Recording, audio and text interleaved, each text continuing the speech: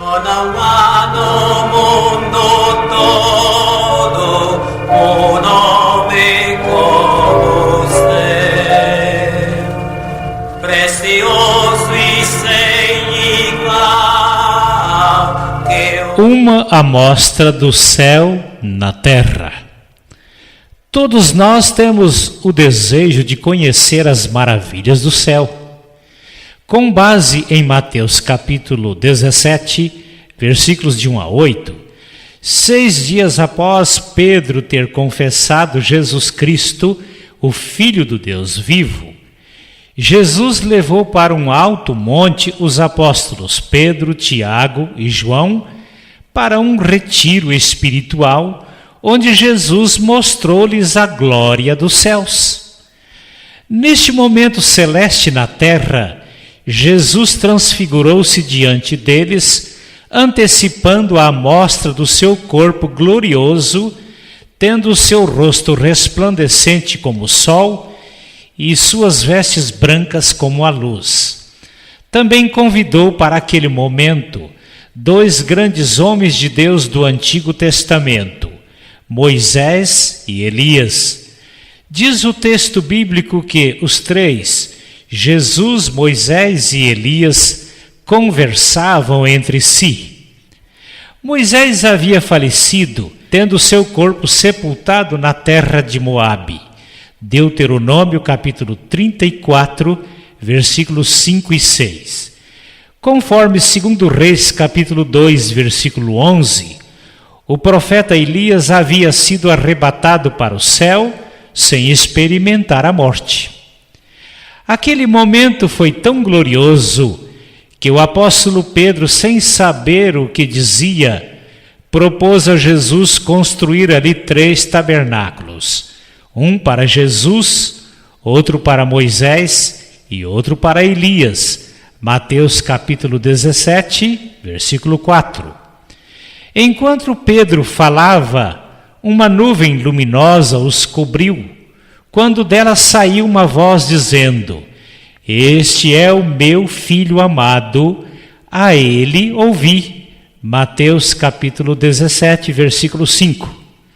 Naquele momento, os apóstolos caíram por terra amedrontados, quando Jesus os levantou, e eles não viram mais ninguém a não ser somente Jesus.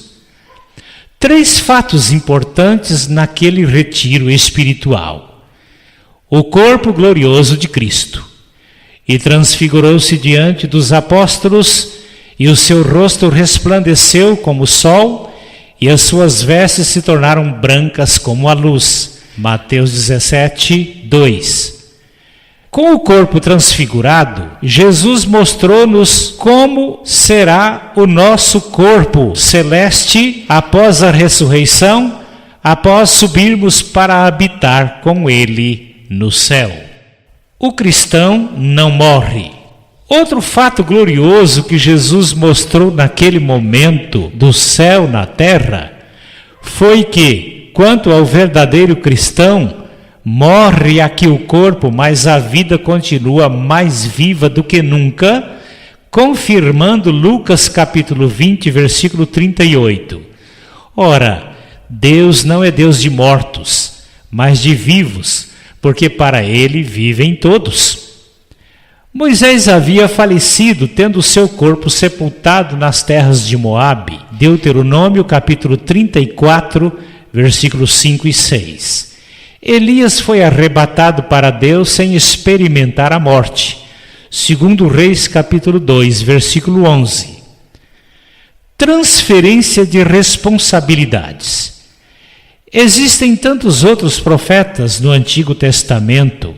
Por que somente Moisés e Elias foram chamados por Jesus para fazer parte naquele retiro espiritual? Pedro, sem saber o que dizia, disse: Bom é permanecermos aqui e construirmos 3 tabernáculos, um para Moisés, outro para Elias e outro para Jesus. Foi quando a nuvem baixou e a voz do Deus Pai ressoou, reprovando o que Pedro disse: Este é o meu filho amado, a ele ouvi. Mateus capítulo 17 e versículo 5.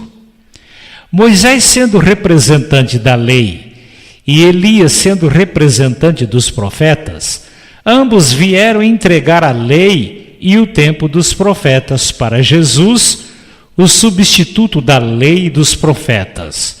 Com essa declaração, a ele ouvi, Deus está dizendo que para o verdadeiro seguidor de Cristo, o tempo de ouvir a lei e os profetas do Velho Testamento terminaram. Agora tudo foi substituído por Jesus. Por isso o verdadeiro cristão tem como comandante Jesus Cristo e não a lei e nem os profetas.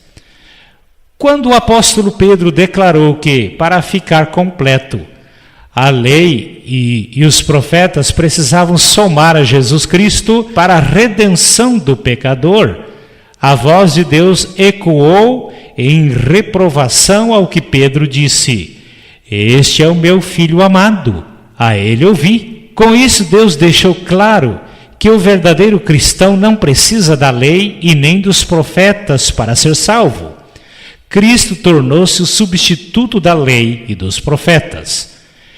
Cristo recebeu toda a autoridade para ser o grande comandante do cristão, independente da lei. Quem está em Cristo não precisa da lei. Moisés já repassou a lei para ser substituída por Cristo no momento da transfiguração.